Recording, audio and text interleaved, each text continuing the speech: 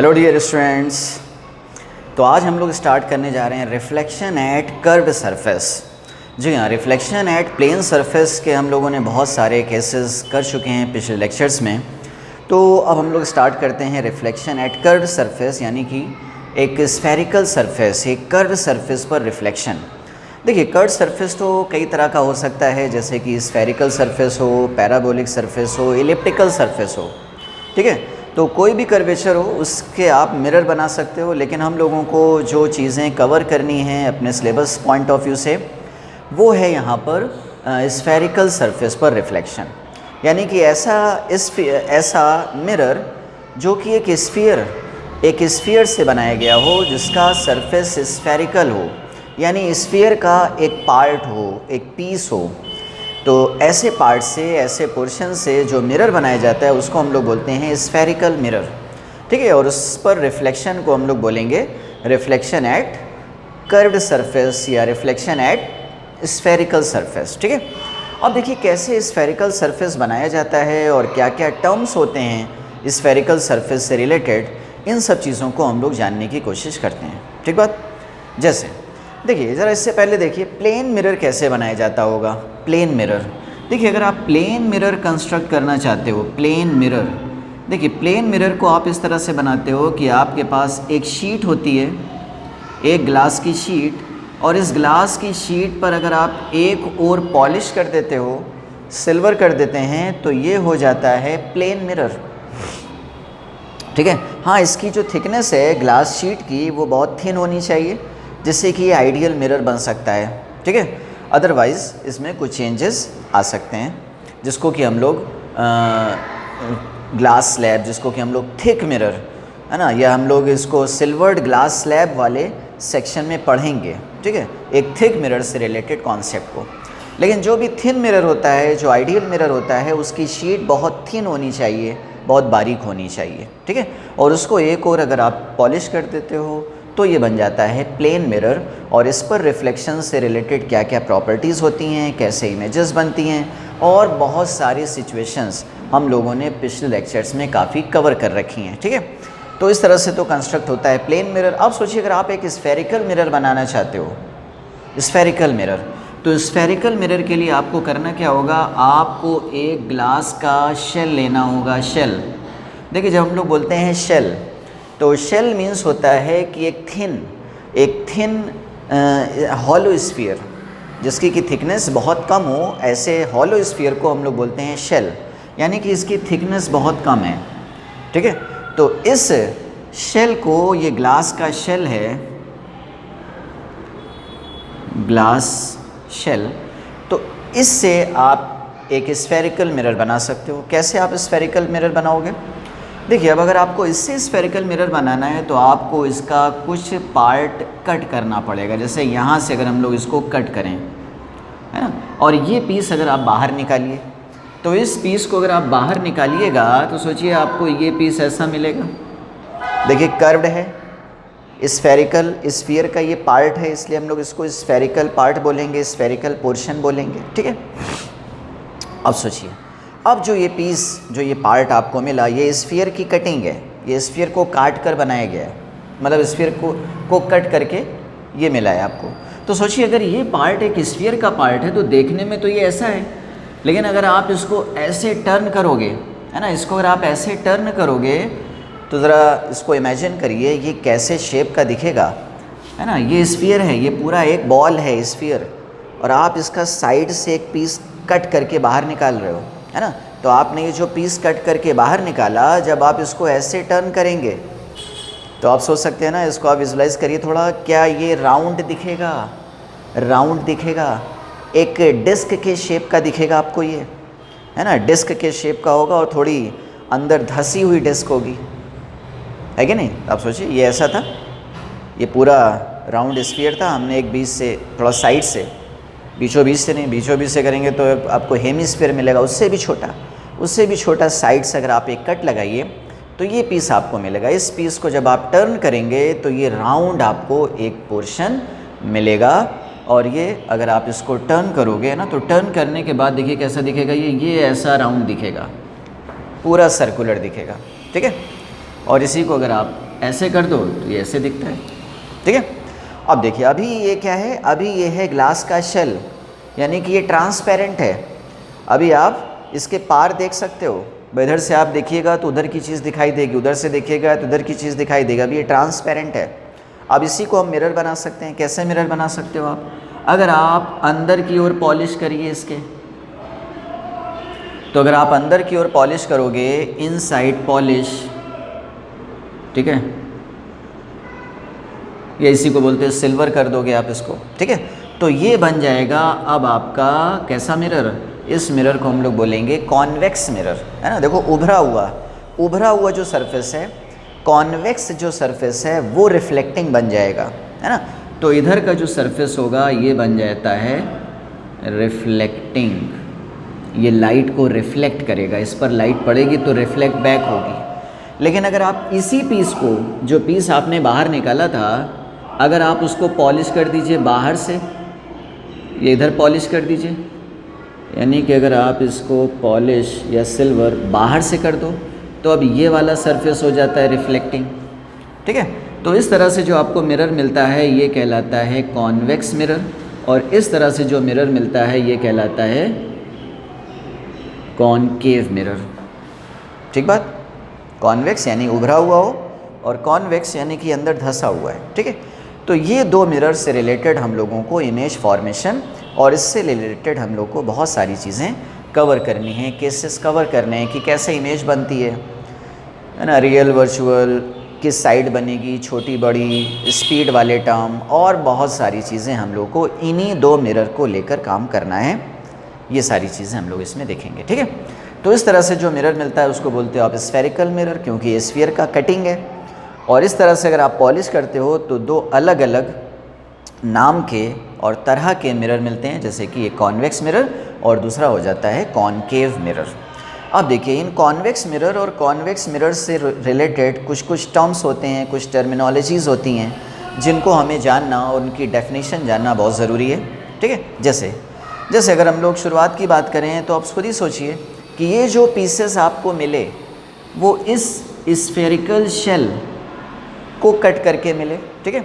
तो इस स्फीयर से रिलेटेड जो टर्म्स होंगे वो उसके साथ भी एसोसिएट होंगे। जैसे एक टर्म होता है भाई कॉमन, सेंटर, है ना, centre of shell, centre of sphere.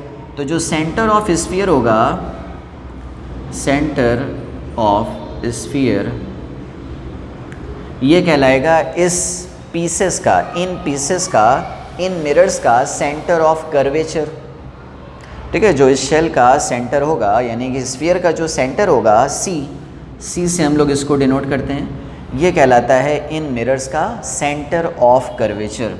इसी को आप बोलोगे सेंटर ऑफ कर्वेचर, है ना। COC भी आप इसको कहते हो, सेंटर ऑफ कर्वेचर। शॉर्ट में हम लोग इसको C सिंबल से डिनोट करते हैं। अच्छा भाई, अब देखिए जिस रेडियस के शेल को काटकर आपने ये मिरर बनाए, है ना, तो इस शेल का, इस स्फीयर का जो रेडियस होगा, इस स्फीयर का जो भी रेडियस होगा, ये देखिए भाई, जो भी इसका रेडियस होगा वो कहलाएगा इन मिरर्स का रेडियस ऑफ कर्वेचर, ठीक है। इसको हम लोग बोल देते हैं रेडियस ऑफ कर्वेचर। बात ठीक है। तो जो इस गोले का, इस स्फीयर का सेंटर होगा वो इन मिरर्स का सेंटर ऑफ कर्वेचर कहलाएगा, और जो इस शेल का, इस स्फीयर का जो रेडियस होगा वही इन मिरर्स का भी रेडियस ऑफ कर्वेचर कहलाएगा, ठीक है। तो ये दो जो टर्म्स हैं, बेसिक टर्म जो इन स्फीयर के साथ में रिलेटेड होते हैं, वही टर्म्स इन मिरर के साथ में भी रिलेट रहेंगे, ठीक है। देखिए कुछ टर्म्स और हम लोग इसके बारे में जानते हैं। देखिए जैसे अभी आपको बताया कि जो कॉन्वेक्स मिरर है या कॉनकेव मिरर है, इसको आप कैसे बनाते हो, एक स्फेरिकल शेल को एक पार्ट कट करके आप एक तरफ पॉलिश कर देते हो तो वो बन जाता है कॉनकेव या कॉन्वेक्स मिरर। जैसे कि देख सकते हैं भाई, एक शेल था, हमने इतना पोर्शन कट किया और इतने पोर्शन पर बाहर से पॉलिश किया। तो अभी आपको बताया कि भाई बाहर से पॉलिश करोगे तो अंदर का सरफेस रिफ्लेक्टिंग होगा और ये बन जाएगा कॉनकेव मिरर, और अंदर से पॉलिश कर देंगे तो बाहर का सरफेस रिफ्लेक्टिंग होगा और ये बन जाएगा कॉन्वेक्स मिरर, ठीक है। अच्छा भाई, जो इस शेल से रिलेटेड टर्म्स होते हैं वो इस मिरर के साथ में भी एसोसिएट होते हैं। जैसे अभी आपको बताया कि जैसे ये शेल का सेंटर है सी, तो यही इस मिरर का भी सेंटर होगा, ठीक है। इस शेल का रेडियस है आर, तो वही इस मिरर का भी रेडियस होगा, ठीक है। देखिए कुछ टर्म्स और, जैसे देखिए एक टर्म होता है अपर्चर। अपर्चर क्या होता है? Linear aperture. तो अपर्चर मीन्स कि इस मिरर का जो डायामीटर होगा, देखिए मिरर का डायामीटर इस शेल का डायमीटर नहीं है। अभी आपको बताया कि अगर आप इतने पोर्शन को कट कर रहे हो और कट करके जब बाहर निकालोगे तो इस पोर्शन को अगर आप देखो तो ये राउंड दिखेगा। देखिए भाई थोड़ा विजुलाइज करके देखिए, इस पोर्शन को ये आपने कट किया और कट करके बाहर निकाला और इसको ऐसे घुमाया तो ये राउंड दिखेगा। तो ये जो डायामीटर है ये कहलाता है aperture, linear aperture of mirror, ठीक है। अच्छा भाई, इसके अलावा देखिए ना, जैसे यहाँ पे अगर शो करें अपर्चर तो ये कहलाएगा अपर्चर, लीनियर अपर्चर, ठीक है। इसका डायमीटर अलग है, वो नहीं, इस पोर्शन का डायमीटर। क्यों डायमीटर क्यों बोल रहे हैं? क्योंकि ये पोर्शन भी अपने आप में कैसा है? सर्कुलर, इसलिए हम लोग बोल रहे हैं इसका डायमीटर कहलाएगा लीनियर अपर्चर। अच्छा भाई देखिए कुछ टर्म्स और होते हैं। तो अभी अब तक हम लोगों ने क्या देखा? Centre of curvature, radius of curvature और अपर्चर। अच्छा, इसके अलावा और भी टर्म्स होते हैं, जैसे देखिए एक परपेंडिकुलर लाइन है ना, आपने सुना होगा प्रिंसिपल एक्सिस या सिर्फ एक्सिस। तो एक परपेंडिकुलर लाइन जो कि इस मिरर पर नॉर्मल हो, जैसे कि ये, ठीक है। तो एक परपेंडिकुलर लाइन जो इस मिरर पर नॉर्मल हो, तो वो लाइन कहलाती है इस मिरर का प्रिंसिपल एक्सिस। देखिए भाई कुछ कन्फ्यूजन रहता है लोगों में कि प्रिंसिपल एक्सिस के लिए ज़रूरी है कि वो लाइन मिरर के मिड पॉइंट से होकर जा रही हो। नहीं भाई, मिरर के मिड पॉइंट से होकर जाना ज़रूरी नहीं है, ठीक है। हाँ, ये लाइन कहलाएगी तो प्रिंसिपल एक्सिस।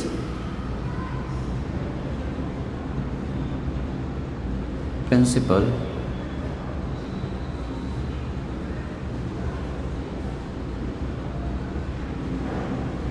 एक्सिस, ठीक है। लेकिन और भी लाइन प्रिंसिपल एक्सिस के जैसा बिहेव करेंगी। कैसे? अरे हम कह रहे हैं कि ये लाइन हो, देखिए भाई ये लाइन भी बन सकती है प्रिंसिपल एक्सिस, ये लाइन भी कभी कभी बन सकती है प्रिंसिपल एक्सिस। तो हर लाइन जो मिरर पर परपेंडिकुलर हो वो लाइन प्रिंसिपल एक्सिस के जैसा बिहेव कर सकती है मौका पड़ने पर। तो जब जैसी सिचुएशन होगी वैसी हम लोग लाइन को as a principal axis treat कर सकते हैं, इसमें कोई प्रॉब्लम नहीं है। लेकिन हम लोग अगर सिंपल सिचुएशन है तो हम लोग कोशिश करते हैं कि जो मिड पॉइंट से होकर जा रही है लाइन, यानी कि जो सिमेट्रिक लाइन है, जस्ट मिरर के मिड से जा रही है, तो उस लाइन को हम लोग प्रेफर करते हैं as a principal axis. Otherwise आप और भी डिफरेंट लाइंस को प्रिंसिपल एक्सिस डिफरेंट केसेस में ले सकते हो, इसमें कोई प्रॉब्लम नहीं है। अच्छा देखिए, अभी आपको बताया कि एक ऐसी लाइन जो कि मिरर पर परपेंडिकुलर हो, तो ज़रा सोचिए जो लाइन मिरर पर परपेंडिकुलर होगी उसके साथ एक चीज़ और होगी, वो लाइन इस मिरर के सेंटर से तो होके जाएगी ही जाएगी ना। यानी प्रिंसिपल एक्सिस की एक और डेफिनेशन आप बता सकते हो क्या? कि ऐसी लाइन जो मिरर के सेंटर ऑफ कर्वेचर से पास करती हो वो भी प्रिंसिपल एक्सिस के जैसा बिहेव कर सकती हो, क्योंकि हर वो लाइन जो मिरर के सेंटर से पास कर रही होगी वो आगे चलकर मिरर को परपेंडिकुलरली कट करेगी, ठीक है। तो हर लाइन जो कि मिरर पर परपेंडिकुलरली कट करे उसको एज अ प्रिंसिपल एक्सिस आप ले सकते हो डिफरेंट सिचुएशन में। आगे आने वाले केसेस में हम लोग देखेंगे कि कैसे कैसे हम लोग प्रिंसिपल एक्सिस लेते हैं। लेकिन फिर से आपको बताया जा रहा है कि हम लोग जनरली प्रेफर करते हैं symmetric line as a principal axis, ठीक है। अच्छा भाई देखिए, इसी तरह से एक टर्म डिफाइंड होता है पोल।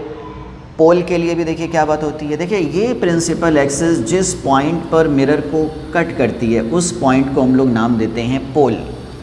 अब फिर से प्रिंसिपल एक्सिस के लिए ज़रूरी नहीं कि बिल्कुल बीचों बीच वाली लाइन ही प्रिंसिपल एक्सिस हो, कभी कभी हम इस लाइन को भी प्रिंसिपल एक्सिस के जैसा ले सकते हैं, ठीक है भाई। तो जब हम इस लाइन को ले रहे होंगे एज अ प्रिंसिपल एक्सिस तब हम इस पॉइंट को बोलेंगे this point is pole, otherwise this point is pole. यानी पोल की जनरल डेफिनेशन क्या हो गई कि प्रिंसिपल एक्सिस मिरर को जिस पॉइंट पर कट करती है वो point as a pole treat कर सकते हैं हम लोग, ठीक है। तो अगर इस लाइन को हम लोग ले रहे हैं प्रिंसिपल एक्सिस तो ये पॉइंट होगा पोल, इस लाइन को ले रहे हैं प्रिंसिपल एक्सिस तो ये पॉइंट हो जाएगा पोल। ठीक है, फिर से देखिए, क्योंकि हम लोग जनरली प्रेफर करते हैं कि सिमेट्रिक लाइन को लिया जाए प्रिंसिपल एक्सिस, इसलिए हम लोग जनरली प्रेफर करेंगे कि जो मिरर का मिड पॉइंट है, ठीक है, अगर ये सिमेट्रिक मिरर है, ठीक है, जैसा ऊपर वैसा नीचे, तो मिड वाली लाइन जो होगी वो मिड पॉइंट जो होगा वो मिरर का पोल कहलाएगा। ठीक है, तो चलिए भाई, ये तो हो गई पोल की डेफिनेशन, प्रिंसिपल एक्सिस की definition, radius of curvature, centre of curvature, और किस तरह से मिरर बनाया जाए, और लीनियर अपर्चर। अपर्चर क्लियर है ना? अपर्चर का मतलब ये जो कट करने के बाद पीस निकला, इस पीस को जब आप ऐसे घुमाएंगे तो ये सर्कुलर डिस्क के जैसा दिखेगा। इस डिस्क का जो डायामीटर होगा ये कहलाता है लीनियर अपर्चर ऑफ मिरर। ठीक है, यही डेफिनेशन आगे चल के लेंस में भी हम लोग यूज़ करेंगे कि लेंस का अपर्चर क्या होता है। ठीक है, क्योंकि लेंस को भी जब आप देखोगे, आपने लैब में कभी देखा हो, तो लेंस भी जब आप देखेंगे तो एक सर्कुलर डिस्क के जैसा ही तो होता है। तो उस डिस्क का जो डायमीटर होगा वो कहलाएगा अपर्चर। तो इसको हम लोग लेंस में भी ये डेफिनेशन यूज़ करेंगे। ठीक बात? तो कई सारी डेफिनेशन यहाँ पर आई, प्रिंसिपल एक्सिस, पोल। ठीक है, तो ये सारी चीज़ें। देखिए, एक और मेन डेफिनेशन यहाँ पर आएगी और वो कहलाती है फोकस, फोकस ऑफ मिरर। देखिए भाई, और इम्पॉर्टेंट चीज़, देखिए फोकस क्या होता है। देखिए, फोकस की डेफिनेशन भी बहुत ही कॉमन है और ये आगे आने वाले और भी इंस्ट्रूमेंट में यही डेफिनेशन यूज़ करेंगे हम लोग, चाहे वो मिरर हो, चाहे वो किसी कर्व्ड बाउंड्री पर रिफ्रैक्शन हो, चाहे लेंस से रिफ्रैक्शन हो, कैसा भी केस हो, फोकस की डेफिनेशन हर बार यही रहने वाली है। क्या डेफिनेशन? देखिए, फोकस की डेफिनेशन ये होती है कि अगर आप किसी भी मिरर पर जब parallel beam of light incident करते हो, कौन सी light beam? Parallel beam of light incident करते हैं, तो ये parallel beam of light after reflection जिस पॉइंट पर मीट करती है उस पॉइंट को हम लोग बोलते हैं फोकस ऑफ मिरर। उस पॉइंट को हम लोग बोलेंगे फोकस ऑफ मिरर। अब देखिए, अगर ये पैरेलल बीम प्रिंसिपल एक्सिस के भी पैरेलल है, अगर ये पैरेलल बीम प्रिंसिपल एक्सिस के भी पैरेलल है, तो आफ्टर रिफ्लेक्शन, अब देखिए भाई, यहाँ पर आपको रिफ्लेक्शन करवाना है, तो रिफ्लेक्शन करवाना है तो रिफ्लेक्शन का लॉ यहाँ पर लगेगा। रिफ्लेक्शन का लॉ क्या होता है? Angle of incidence equal to angle of reflection. अच्छा, ये सारे एंगल कहाँ से मेज़र किए जाते हैं? ये सारे एंगल नॉर्मल से मेज़र किए जाते हैं। ठीक है, तो पहले हम लोग यहाँ पर एक नॉर्मल बनाने की कोशिश करते हैं। तो मान लीजिए भाई, ये है सेंटर ऑफ कर्वेचर, और इसको अगर आप यहाँ से मिलाओगे तो ये फिर हो जाएगा नॉर्मल एट द मिरर। ठीक है भाई, ये पॉइंट, ये लाइन कहलाएगी नॉर्मल। अब सोचिए भाई, अगर ये लाइन नॉर्मल है तो जिस एंगल पर ये लाइट बीम आ रही है, लाइट रे आ रही है, उसी एंगल पर ये आफ्टर रिफ्लेक्शन उसी एंगल पर रिफ्लेक्ट हो जाएगी। ये देखिए, और अगर यहाँ पर हमें रिफ्लेक्शन के बाद देखना है कि लाइट रे कहाँ गई, तो यहाँ पर भी एक नॉर्मल ड्रॉ कर लीजिए। ये लाइन नॉर्मल का काम करेगी, नॉर्मल एट द मिरर। ठीक है, तो जिस एंगल पर लाइट आ रही है, इंसिडेंट एंगल, आफ्टर रिफ्लेक्शन ये उसी एंगल पर रिफ्लेक्ट बैक हो जाएगी। तो देखिए भाई, आफ्टर रिफ्लेक्शन ये जिस पॉइंट पर मिली, इस पॉइंट को हम लोग नाम देंगे फोकस ऑफ मिरर। ठीक है, उस पॉइंट को हम लोग नाम देंगे फोकस ऑफ मिरर। फिर से देखिए भाई, ये पॉइंट कहाँ पर मिलेगा, ये पॉइंट कहाँ पर मिल सकता है? देखिए, अगर ये पैरेलल बीम इस प्रिंसिपल एक्सिस के भी पैरेलल है, तो आफ्टर रिफ्लेक्शन ये पॉइंट ज़रूर से प्रिंसिपल एक्सिस पर ही मिलेगा। ठीक है, लेकिन अगर ये पैरेलल बीम, पैरेलल तो है, पैरेलल बीम तो है, कन्वर्जिंग या डाइवर्जिंग बीम नहीं है, ये पैरेलल ही बीम है, लेकिन ये पैरेलल बीम इस प्रिंसिपल एक्सिस के पैरेलल नहीं है, तो आफ्टर रिफ्लेक्शन ये पॉइंट यहाँ पर नहीं मिलेगा, ये पॉइंट भी फिर नीचे या ऊपर मिलेगा। ठीक बात? तो उस पॉइंट को हम लोग फोकस तो बोलेंगे, लेकिन है ना, तो उस पॉइंट को हम लोग बोलते हैं कि ये पॉइंट आया फोकल प्लेन में आया। ठीक है, यानी कि ऐसा प्लेन, ऐसा परपेंडिकुलर प्लेन जो कि मिरर से फोकल लेंथ की बराबर की दूरी पर हो, ऐसे प्लेन को हम लोग बोलते हैं फोकल प्लेन। तो देख लेते हैं, अब इसको भी देख लेते हैं उसकी डेफिनेशन। तो फोकस की डेफिनेशन क्लियर रखिए कि अगर parallel beam of light after reflection जिस पॉइंट पर इंटरसेक्ट करती हैं, जिस पॉइंट पर मीट करती हैं, कट करती हैं, वो पॉइंट कहलाता है फोकस ऑफ मिरर। अच्छा भाई, फोकल लेंथ क्या होगी फिर? देखिए, पोल और फोकस के बीच की डिस्टेंस, ये देखिए पोल और फोकस के बीच की डिस्टेंस ये कहलाती है फोकल लेंथ, ये कहलाती है फोकल लेंथ। बात क्लियर है? ठीक है। तो अभी आपको क्या बताया, अगर ये पैरेलल बीम प्रिंसिपल एक्सिस के भी पैरेलल है तो ज़रूर से ये पॉइंट कहाँ पर मिलेगा आपको? इसी प्रिंसिपल एक्सिस पर मिलेगा। लेकिन ये पैरेलल बीम प्रिंसिपल एक्सिस के पैरेलल नहीं है, तो ये पॉइंट फिर आपको प्रिंसिपल एक्सिस पर नहीं मिलेगा, वो ऊपर या नीचे मिल सकता है, जिसको अभी हम लोग देख रहे हैं। ठीक है, तो यहाँ तक देखिए आपको समझ में आ रहा होगा। अच्छा, तो ये हो गई फोकल लेंथ, ये हो गया फोकस। अब देखिए, अभी जो आपको बात बताई ज़रा उसको भी देख लेते हैं। देखिए, आपको ये बात बताइए कि अगर ये पैरेलल बीम म्यूचुअली, ये पैरेलल तो है लेकिन ये प्रिंसिपल एक्सिस के पैरेलल नहीं है, जैसे कि ये देखिए भाई, ये पैरेलल तो है लेकिन प्रिंसिपल एक्सिस के पैरेलल नहीं है, तो ऐसे में फिर फोकस यहाँ पर या यहाँ पर नहीं होगा। ठीक है, आफ्टर रिफ्लेक्शन ये जहाँ पर जाएगी, ये देखिए जहाँ पर मिलेगी, ये नो डाउट ये फोकस होगा। ठीक है, और फिर से फोकस और इस पोल के बीच की जो डिस्टेंस है ये अभी भी कहलाएगी फोकल लेंथ f।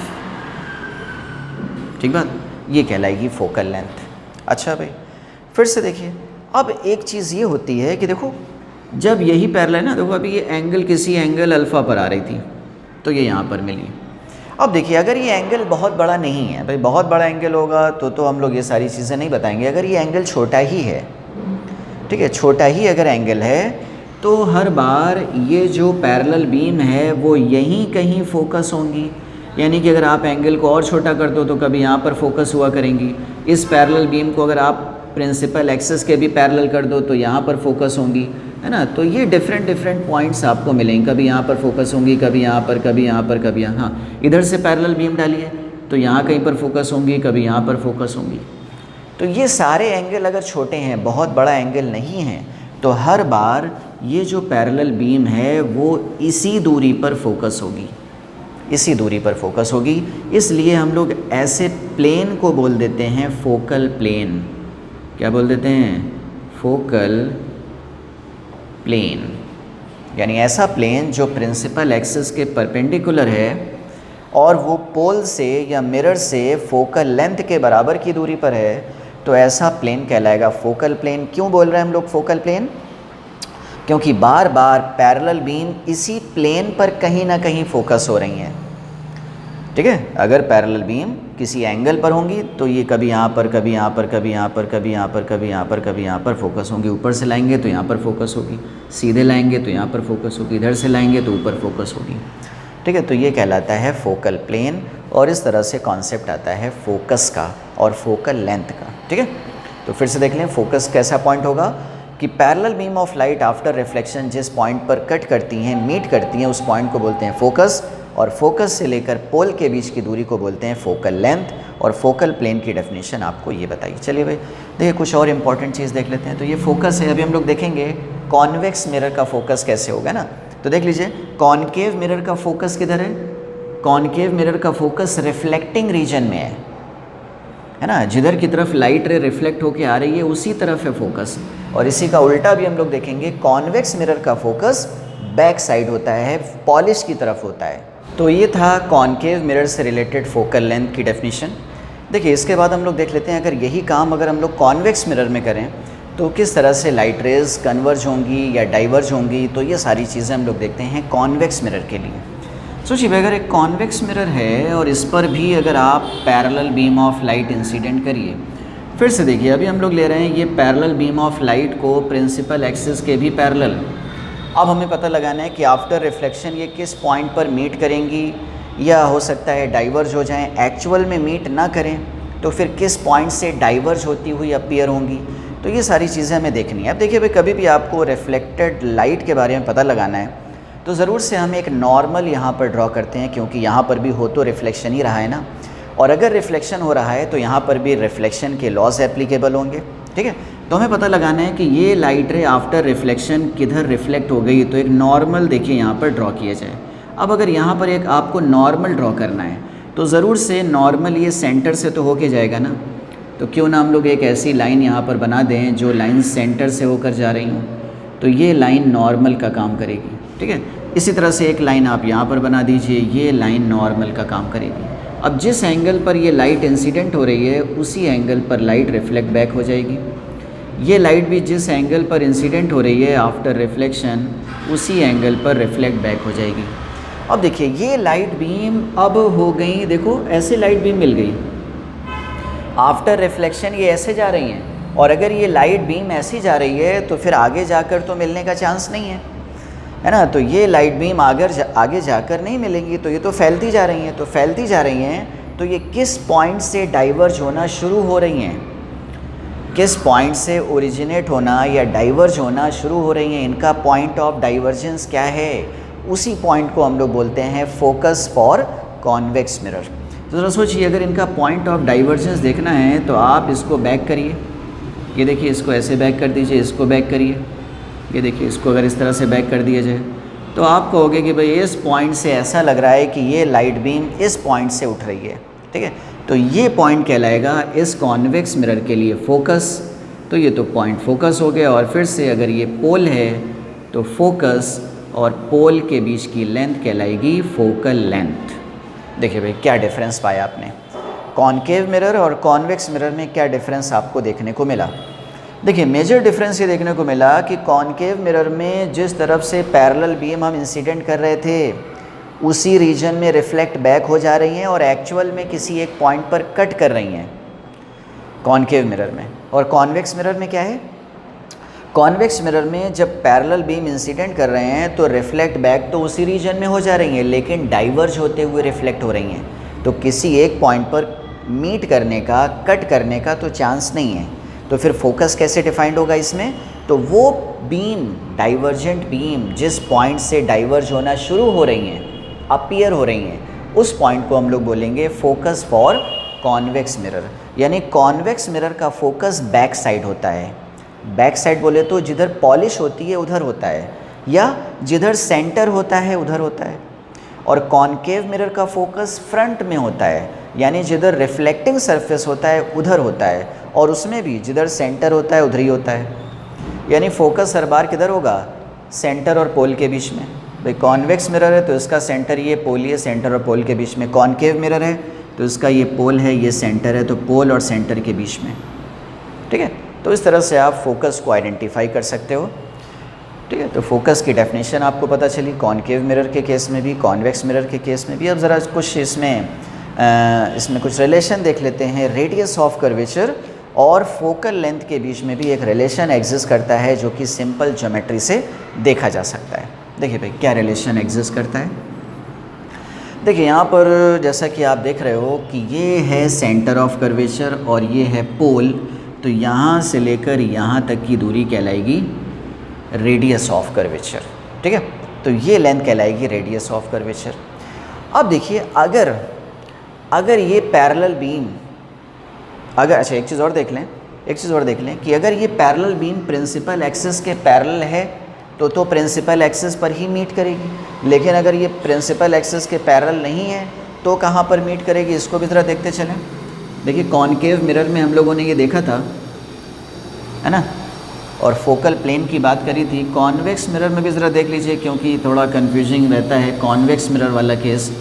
देखिए फिर से ये है सेंटर, और इस बार भी हम लोग पैरेलल बीम इस पर इंसिडेंट कर रहे हैं, लेकिन ये पैरेलल बीम प्रिंसिपल एक्सिस के पैरेलल नहीं है, कुछ एंगल पर है, ये कुछ एंगल पर है, ये कुछ एंगल पर है। ठीक है, ये पैरेलल बीम है। तो इस बार भी देख सकते हैं कि अगर ये एंगल छोटा है, बहुत बड़े एंगल के लिए नहीं, छोटे एंगल के लिए, तो अगर ये एंगल छोटा है तो इस बार फिर से फोकस यहाँ कहीं पर नहीं होगा। अच्छा भाई फोकस यहाँ कहीं पर नहीं होगा तो फिर कहाँ होगा, क्या नीचे होगा या ऊपर होगा, ज़रा इसको भी देख लीजिए। देखिए अगर हम लोग इसको देखें तो इसके लिए आप देख लीजिए भाई ये लाइट रे तो यहाँ से रिफ्लेक्ट हो जाएगी। और ज़रा सोचिए भाई थोड़ी देर के लिए आप ये मान लीजिए कि भाई ये लाइन सपोज़ इसी के डायरेक्शन में आ रही है, ये लाइन सपोज़ इसी लाइन में आ रही है, ऐसा मान लीजिए समझने के लिए, थोड़ा इजी बनाने के लिए।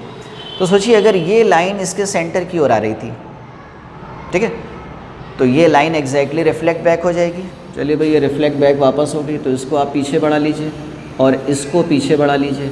ये देखिए, ये यहाँ कहीं पर फोकस होगी इस बार। यानी कि अगर इस तरह से लाइट बीम आ रही है तो फोकस यहाँ पर नहीं, थोड़ा ऊपर हो रही है।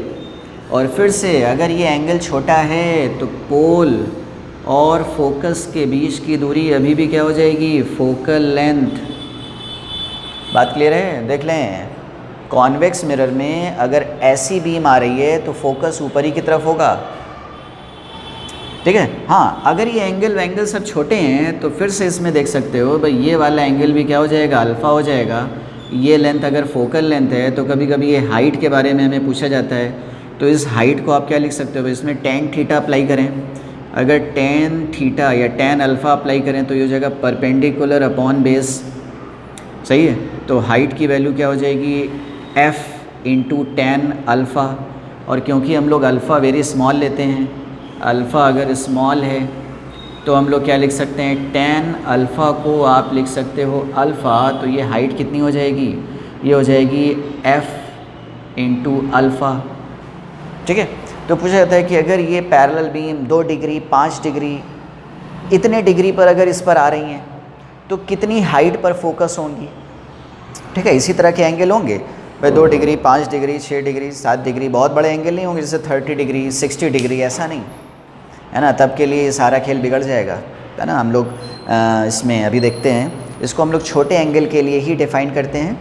और पैरेलल रेस को भी हम लोग प्रिंसिपल एक्सिस के बहुत करीब रखते हैं। बहुत वाइड पैरेलल बीम नहीं है ये नैरो ही पैरेलल बीम है, सही है। तो नैरो पैरेलल बीम के लिए ही सारे कैलकुलेशंस हैं। जो भी फार्मूला हम लोग डेराइव करेंगे वो नैरो पैरेलल बीम्स के लिए ही डेराइव करेंगे, ठीक है। हाँ भाई, तो ये एंगल छोटा है, अगर ये एंगल छोटा है तो लाइट रे कहाँ पर फोकस होगी, अभी भी ये फोकल लेंथ के बराबर की दूरी पर तो फोकस होगी, लेकिन ये फोकस पॉइंट प्रिंसिपल एक्सिस पर नहीं होगा, थोड़ा ऊपर होगा। अगर इधर से आ रही है तो ऐसा ऊपर, और अगर इधर से आ रही होती तो ऐसा नीचे। बात ठीक है? कितना ऊपर कितना नीचे इस तरह से बता सकते हैं, इतना ऊपर या इतना नीचे। एंगल छोटा लेकर ही 2 डिग्री 5 डिग्री 4 डिग्री इस तरह के एंगल्स को लेकर ही ऐसे काम कर सकते हैं, ठीक बात। तो ये तो हो गई फोकस की बात। अच्छा, फिर से फोकल प्लेन है ना भाई, ये प्लेन फिर से फोकल प्लेन कहलाएगा। फोकल प्लेन की डेफिनेशन फिर से ज़रा याद करिए, किस प्लेन को बोला जाता था फोकल प्लेन। फोकल प्लेन हम लोग ऐसे प्लेन को बोलते थे कि जिस प्लेन पर सारे फोकस लाई करते हैं, यानी कि ये पैरेलल बीम अगर प्रिंसिपल एक्सिस के पैरेलल ना हो बल्कि कुछ एंगल पर हो, तो ये जिस पॉइंट पर मिलती है, ऐसे आप एंगल्स चेंज करते जाइए। कभी 2 डिग्री रखिए, कभी 4 डिग्री रखिए, कभी 5 डिग्री रखिए, तो कभी यहाँ पर फोकस होगी, कभी यहाँ पर फोकस होगी, कभी ऊपर, कभी नीचे, कभी इधर। तो इस तरह से अगर आप एक प्लेन कंस्ट्रक्ट करें, उन सारे पॉइंट्स को मिलाकर एक प्लेन बनाएं, तो उस प्लेन को बोलेंगे हम लोग फोकल प्लेन। और फोकल प्लेन की अगर हम लोग ऐसे डेफिनेशन को याद करें तो फोकल प्लेन की डेफिनेशन क्या होती है, ऐसा प्लेन जो कि प्रिंसिपल एक्सिस के परपेंडिकुलर हो और जिसकी दूरी पोल से फोकल लेंथ के बराबर हो, ऐसे प्लेन को बोला जाता है फोकल प्लेन, ठीक बात। तो दोनों याद रखिएगा, फिर से देख लीजिए, दोनों को ज़रा एक साथ देख लें हम लोग। कॉनकेव और कॉन्वेक्स को ज़रा एक साथ करने की कोशिश करिए। देखिए भाई, है ना, क्योंकि इसमें मिसकंसेप्शन रहता है। देखिए कॉनकेव में देख लीजिए एक बार फिर से कि अगर पैरेलल बीम इस तरह से आ रही है तो कहाँ पर फोकस होगी, तो फोकस यहाँ पर होगी, ठीक है भाई, ये फोकस होगा और ये चीज़ हो जाएगी फोकल लेंथ। और यही काम अगर कॉन्वेक्स में होता, यही काम अगर कॉन्वेक्स में होता, ये देखिए पैरेलल बीम आ रही है तो इस बार फोकस कहाँ पर होगी, कहीं ऊपर होगी, कहीं ऊपर होगी, कुछ हाइट ऊपर होगी, ठीक है। और फिर से ये दूरी क्या कहलाएगी, फोकल लेंथ। इधर से आ रही होती, अगर यही काम इस तरह से हो रहा होता, ये इस तरह से अगर पैरेलल बीम आ रही है तो फोकस कहाँ पर होगा, ये यहाँ कहीं पर फोकस हो जाएगा, कुछ हाइट नीचे। हाँ, ये सब एंगल वैंगल अगर छोटे हैं तो अभी भी ये दूरी क्या हो जाएगी, अभी भी ये दूरी हो जाएगी फोकल लेंथ, ठीक बात। यही चीज़ अगर पैरेलल है प्रिंसिपल एक्सिस के तो यही फोकस यहाँ पर हुआ करेगा, ठीक बात। तो इस तरह से तो हम लोग फोकस, फोकल प्लेन और ये सारी चीज़ें देख सकते हैं। अब ज़रा एक रिलेशन देख लेते हैं जो कि होता है रेडियस ऑफ कर्वेचर और फोकल लेंथ के बीच में, दोनों मिरर्स के केस में, ठीक है। चलिए भाई, इसको देख लीजिए पहले। देखिए इसके बाद हम लोग एक इम्पॉर्टेंट चीज़ और देख लेते हैं, relation between focal length and radius of curvature. देखिए relation between focal length and radius of curvature. देखिए जैसे कॉनकेव मिरर ले लिया जाए तो जो चीज़ कॉनकेव मिरर में होगी वही चीज़ कॉन्वेक्स मिरर में भी होगी, ठीक है। अब सोचिए भाई पैरेलल बीम ऑफ लाइट हमने इस पर इंसिडेंट किया, ये पैरेलल बीम, तो दो लाइट रे ना लेकर हम लोग एक ही ले रहे हैं। अब ये पैरेलल बीम में देखिए भाई रिफ्लेक्ट होकर कहाँ पर जाएगी, तो रिफ्लेक्ट होकर कहाँ पर जाएगी, इसके लिए पहला काम करिए एक नॉर्मल बना लीजिए। तो नॉर्मल यानी कि ये सेंटर से पास करेगा, तो ये लाइन क्या है, ये लाइन है नॉर्मल। तो सोचिए अगर ये लाइन नॉर्मल है तो जिस एंगल पर लाइट इंसिडेंट हो रही है उसी एंगल पर लौट जाएगी। ये एंगल और ये एंगल इक्वल होंगे, तो अगर आप इसको थीटा कहते हो तो ये वाला एंगल भी थीटा हो जाएगा। अच्छा भाई, तो ये कन्वर्ज है ना भाई, आफ्टर रिफ्लेक्शन ये जिस पॉइंट पर जाती हैं उसी को तो हम लोग फोकस बोलते हैं, और पोल से इस पॉइंट के बीच की दूरी को हम लोग बोलते हैं फोकल लेंथ, पोल से सेंटर के बीच की दूरी को हम लोग बोलते हैं रेडियस। सही। अब देखिए, अब अगर ये एंगल थीटा है और ये लाइन इसके पैरेलल है तो ये एंगल थीटा है, तो ये एंगल भी थीटा हो जाएगा, और ये लाइन इसके पैरेलल है तो ये टोटल एंगल क्या हो गया, 2 थीटा, तो ये टोटल एंगल क्या हो जाएगा, 2 थीटा। सिंपल ज्योमेट्री, देखिए भाई सिंपल ज्योमेट्री है। जैसे ये जो एंगल ये होता है सेम एंगल ये होता है अगर ये लाइन और ये लाइन पैरेलल हो तो, ठीक है। तो इस ज्योमेट्री से आप इसको बता सकते हो। अब देखिए अगर आप इस हाइट को कुछ नाम दे दीजिए, सपोज़ ये हाइट है h, ठीक है, ये एंगल है 2 थीटा। अब देखिए एक बार बड़े ट्रायंगल में देखिए, इसको अगर हम लोग नाम दे दें A पॉइंट और ये पॉइंट है, कुछ भी नाम दे दीजिए, इसको Q नाम दे दीजिए, ये Q पॉइंट है, ठीक है। अब देखिए ट्रायंगल ACQ में, ACQ, तो ACQ में अगर आप tan थीटा अप्लाई करिए तो tan थीटा इक्वल टू क्या हो जाएगा, हाइट अपॉन बेस यानी कि r, ठीक है। अब जरा देख लीजिए ट्रायंगल AFQ में, ट्रायंगल AFQ में, तो AFQ में भी अगर आप tan थीटा अप्लाई करिए, लेकिन यहाँ पर क्या है tan 2 थीटा, तो tan 2 थीटा इक्वल टू क्या हो जाएगा, हाइट अपॉन बेस, लेकिन इसका हाइट वही h और बेस इसका हो जाएगा f। अब देखिए इन दो रिलेशन को आप एक दूसरे से भी रिलेट करा सकते हैं। कैसे, देखो अभी वो tan थीटा है और ये tan 2 थीटा है, लेकिन अगर यही एंगल अगर बहुत छोटे हों, for small angle tan theta approximately होता है थीटा के, और tan 2 थीटा भी अप्रॉक्सीमेटली इक्वल होगा 2 थीटा के, लेकिन ओनली फॉर स्मॉल एंगल्स, ठीक है भाई। तो अभी तो इनमें कोई रिलेशन नहीं दिख रहा है, अभी आप ये नहीं कह सकते हो tan 2 theta equal to 2 times tan theta, नहीं भाई, इसका अपना अलग फार्मूला होता है फॉर बिगर एंगल।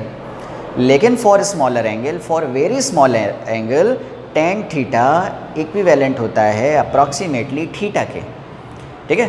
तो अगर ऐसी सिचुएशन है तो ही आप इन दोनों को आपस में को रिलेट कर सकते हो, अदरवाइज़ फोकल लेंथ में और रेडियस में कोई रिलेशन ऐसा नहीं होगा।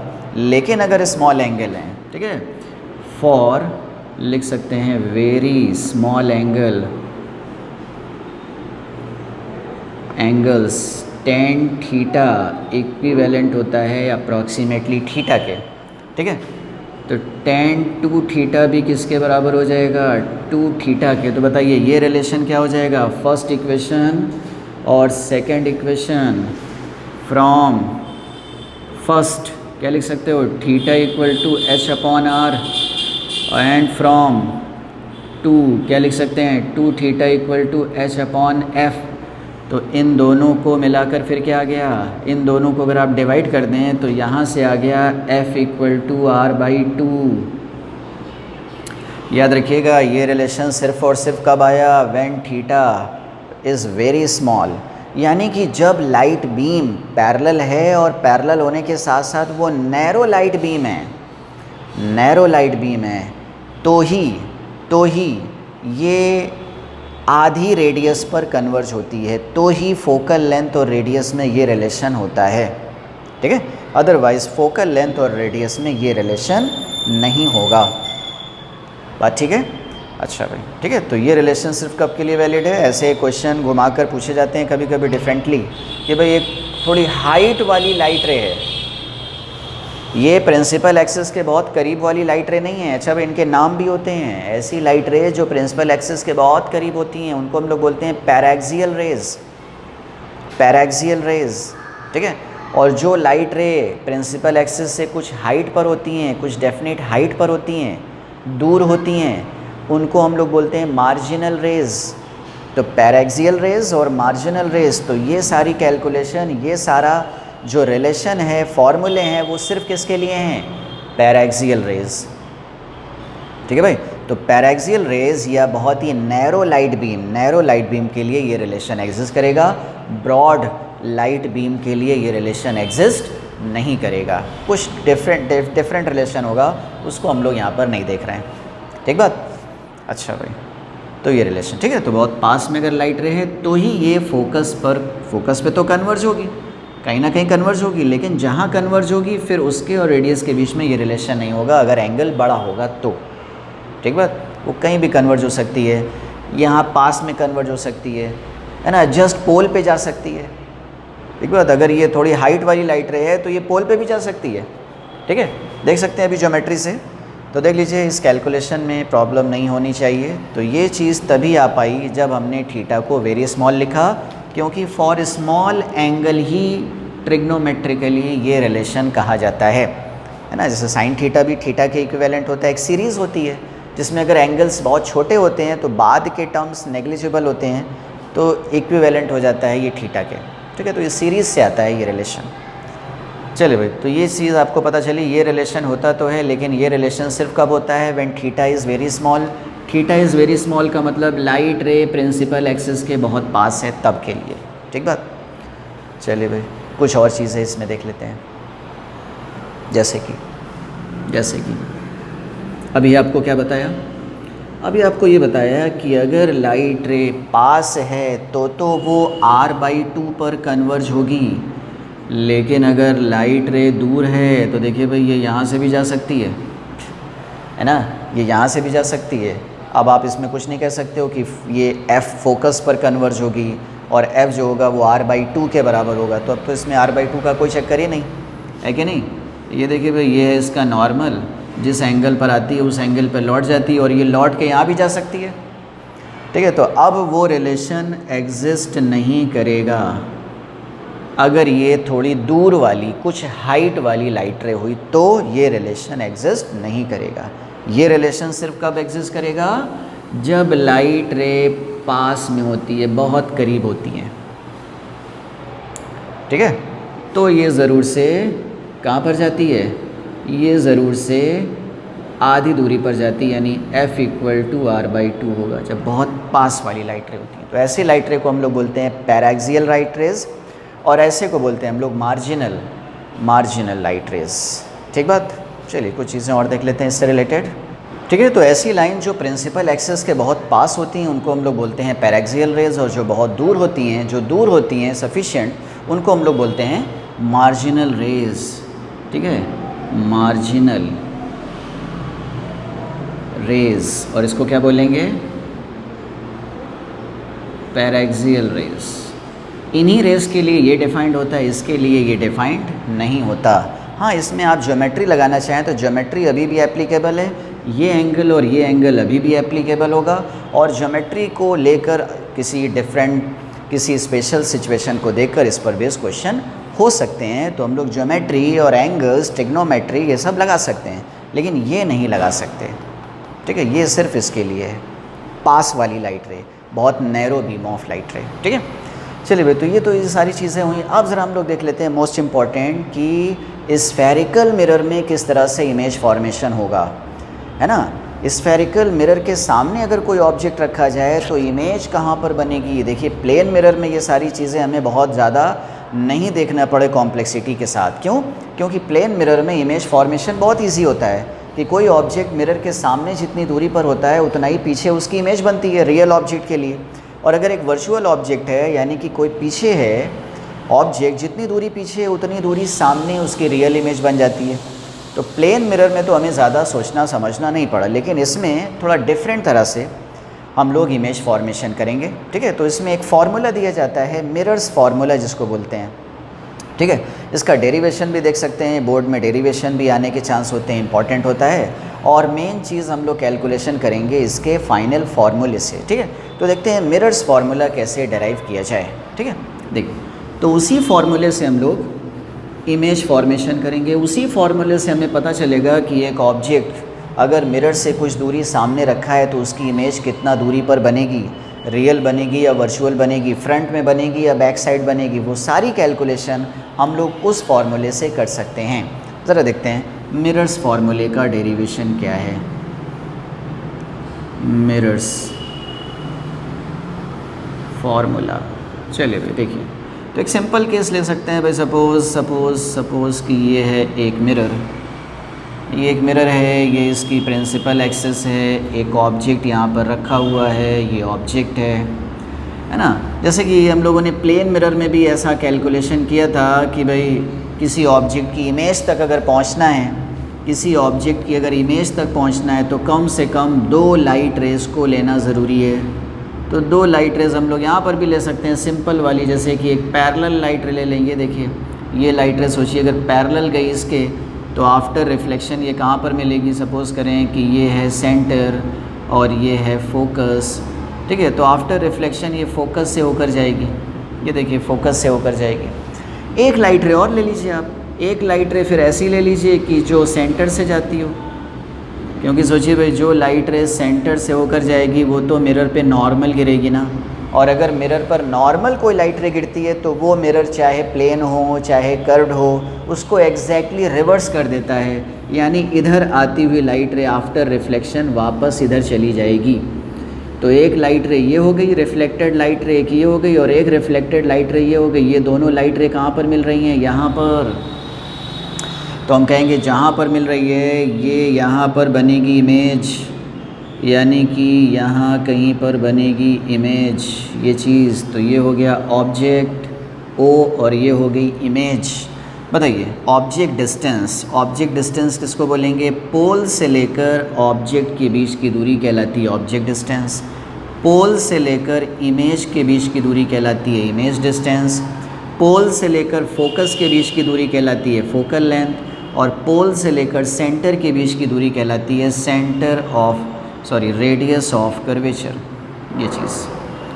तो ये सारी डिस्टेंसेस हैं, हमें इन्हीं डिस्टेंसेस के टर्म में मिरर्स फार्मूला डेराइव करना है, यानी एक ऐसा रिलेशन जो बेसिकली ऑब्जेक्ट डिस्टेंस और इमेज डिस्टेंस के बीच में हो, जिससे कि हमें अगर ऑब्जेक्ट की डिस्टेंस पता है, यानी कि एक ऑब्जेक्ट मिरर से कितना दूर सामने रखा है ये पता है, तो हम उससे कैलकुलेट कर सकें कि इमेज मिरर से कितनी दूरी पर बनेगी। तो ऐसा रिलेशन जो ऑब्जेक्ट डिस्टेंस और इमेज डिस्टेंस के बीच में होता है, ऐसे फार्मूले को हम लोग बोलते हैं मिरर्स फार्मूला। तो उसी को हम लोग डेराइव करने जा रहे हैं। चलिए भाई देख सकते हैं इसका डेरिवेशन थोड़ा सिंपल वे में। देखिए भाई कुछ अप्रॉक्सीमेशन लेते हुए, क्या अप्रॉक्सीमेशन, ये अप्रॉक्सीमेशन कि ये लाइट रे इसके बहुत करीब है, और अगर बहुत करीब है तो सोचिए भाई अगर ये बहुत करीब लाइट रे होगी तो यहाँ से जब आप इस पर परपेंडिकुलर ड्रॉ करोगे तो ये लगभग पोल पर मिलेगी, है ना। देखिए हमने इसको अलग से बना दिया है ना। जैसे सोचिए कि अगर ये दूर होती तो ये यहाँ पर मिलती परपेंडिकुलर, और यही लाइन अगर और पास हो जाएगी तो और पास मिलेगी, और पास हो जाएगी तो और पास मिलेगी। तो हम लोग सारी पास वाली लाइट रेस के लिए तो कैलकुलेशन करते हैं, सही। तो बहुत पास वाली अगर ये लाइट रे है तो यहाँ से लेकर अगर आप परपेंडिकुलर ड्रॉ करोगे तो ये लगभग पोल पर ही मिलेगी, है ना। तो उसको हम लोग एक अलग पॉइंट नहीं ले रहे हैं, इसीलिए आपको पहले से बता दिया कि इसको तो पोल पर मिलना है। बहुत पास वाली लाइट रे है, जैसे कि ये दूर वाली होगी तो वो कुछ डिफरेंट पॉइंट पर मिलेगी। चलिए भाई अब इसमें देख सकते हैं कैलकुलेशन ईजी वे में कैसे। देखिए अगर इस एंगल को देखें, ये एंगल अगर थीटा है तो बताइए ये वाला एंगल भी थीटा होगा, सही है। तो ज़रा देख लीजिए एक बार इस वाले ट्रायंगल में अगर हम लोग देखें तो tan theta equal to this height. बताइए ऑब्जेक्ट की हाइट है HO और इमेज की हाइट है HI, ठीक है। तो अगर ये HO है तो ये भी HO होगा, तो tan थीटा इक्वल टू हो गया HO अपॉन ये चीज़ कहलाएगी F, ठीक बात। अच्छा यही थीटा को आप इधर लगा दीजिए तो tan थीटा यही इक्वल होगा किसके, इस वाले छोटे वाले ट्रायंगल में देख लीजिए तो परपेंडिकुलर अपॉन बेस, परपेंडिकुलर हो गया एच आई और बेस कितना हो गया, यहाँ से लेकर यहाँ तक की दूरी इमेज डिस्टेंस, यहाँ से लेकर यहाँ तक फोकल लेंथ, तो यही चीज़ हो जाएगा एच आई अपॉन वी माइनस एफ। ठीक बात, ये टेन थीटा को इक्वेट करने से आया। अब देखिए अगर ये वाला एंगल को आप कुछ ले लेते हो अल्फ़ा, तो ये वाला भी एंगल हो जाएगा अल्फ़ा। ठीक है, फिगर अगर छोटा बन गया हो तो इसको आप थोड़ा बड़ा करके देख सकते हैं। ठीक है, तो क्लियर होगा, इमेज समझ में आ रहा होगा। ठीक है, तो ये हाइट क्या है, ये हाइट है एच आई।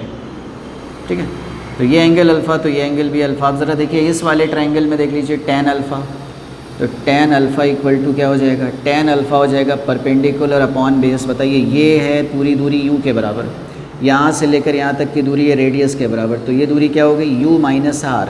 तो ten alpha equal to perpendicular upon base, और यही टेन अल्फ़ा और किसके इक्वल हो जाएगा, परपेंडिकुलर अपॉन बेस। ये बेस कितना होगा r minus v, r minus v ये चीज़, तो ten alpha equal to h I upon are minus v. ये देखिए एक इक्वेशन ये और एक इक्वेशन ये, दोनों इक्वेशन से h O upon H i को एलिमिनेट कर दो। यानी यहाँ से अगर हम देखें H O upon H I, तो ये हो जाएगा, तो लिख सकते हैं from equation 1 and 2 H O upon H I यानी कि F upon V minus F, और H O upon H I यहाँ से क्या आ गया U minus R upon are minus V. बस अगले स्टेप में आप r को 2f के बराबर रख दीजिए, तो यही चीज़ हो जाएगा u minus 2f upon 2f minus v।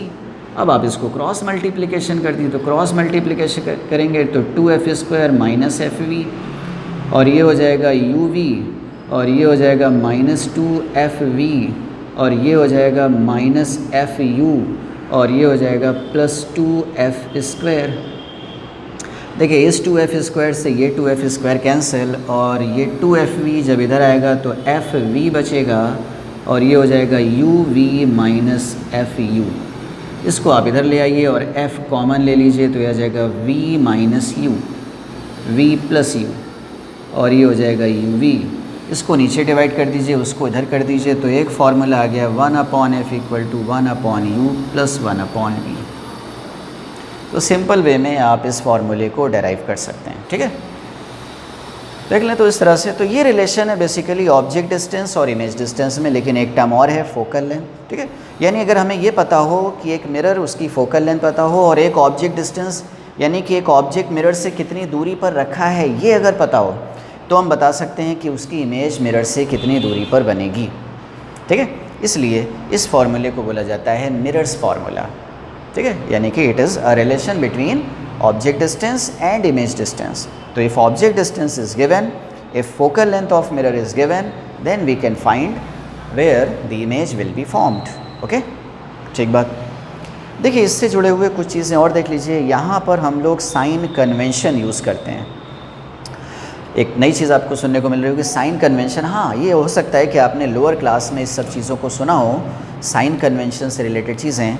देखिए ये भले ही ऑब्जेक्ट डिस्टेंस है, इमेज डिस्टेंस है, ये फोकल लेंथ है, लेकिन जब भी आप इस फार्मूले को यूज़ करोगे तो ऐसे नहीं यूज़ करोगे कि सिर्फ आप इनमें डिस्टेंस पुट कर दें। हम इनमें एक प्रॉपर साइन के साथ में डिस्टेंसेस पुट करेंगे। ज़रा देखते हैं क्यों इस साइन की ज़रूरत पड़ रही है, क्यों एक कन्वेंशन की ज़रूरत पड़ रही है इन सब केसेस में। चलिए देखते हैं। ठीक है, तो ये है finally mirrors formula. Mirrors formula means कि ऐसा रिलेशन जो कि ऑब्जेक्ट डिस्टेंस और इमेज डिस्टेंस के बीच में है। यानी अगर हमें ऑब्जेक्ट पता है कि एक मिरर के सामने कितनी दूरी पर ऑब्जेक्ट रखा है ये पता हो, तो आप इस फार्मूले की हेल्प से ये बता सकते हो कि इमेज कितनी दूरी पर बनेगी। ठीक है, तो ये फार्मूला ऐसी कैलकुलेशन में काम आता है। ठीक है, तो लेकिन देखिए भाई फिर से इस फार्मूले को हम लोग एज़ इट इज़ यूज़ नहीं करते, एक साइन कन्वेंशन के साथ में हम लोग इसको यूज़ करते हैं। ठीक है, भले इसमें यहाँ पर ऑब्जेक्ट डिस्टेंस है, फोकल लेंथ है और ये सब इमेज डिस्टेंस है, लेकिन जब भी आप इसको यूज़ करेंगे तो एक साइन कन्वेंशन के साथ में यूज़ करेंगे। तो क्यों हम लोग साइन कन्वेंशन यूज़ करते हैं, क्या होता है साइन कन्वेंशन, बहुत इंपॉर्टेंट चीज़ है ये। तो ये सारी चीज़ें हम लोग जानेंगे नेक्स्ट लेक्चर में। ठीक है, तो इस लेक्चर को आज हम लोग यहीं तक रखते हैं। नेक्स्ट लेक्चर में हम लोग इम्पॉर्टेंट चीज़ सीखेंगे कि आप इस फार्मूले को यूज़ कैसे करें डिफरेंट क्वेश्चन में। ठीक बात, और साइन कन्वेंशन से रिलेटेड हम लोग कॉन्सेप्ट सीखेंगे कि क्यों यूज़ करते हैं और कैसे यूज़ करते हैं। ठीक है, तो इस लेक्चर में यहीं तक। नेक्स्ट लेक्चर में हम लोग इसके आगे कैलकुलेशन करते हैं और इस फॉर्मूले से हम लोग रिलेटेड प्रैक्टिस करेंगे। ठीक है भाई, जब तक काफ़ी प्रैक्टिस नहीं हो जाती तब तक आप इस कॉन्सेप्ट को 100% कन्फर्म नहीं मान सकते हो। ठीक है भाई, अभी कॉन्फिडेंस लाने के लिए हमें काफ़ी प्रैक्टिस की ज़रूरत पड़ेगी। ठीक है, तो नेक्स्ट लेक्चर में हम लोग इससे जुड़ी हुई प्रैक्टिस करेंगे और साइन कन्वेंशन से रिलेटेड टर्म्स सीखेंगे। ओके।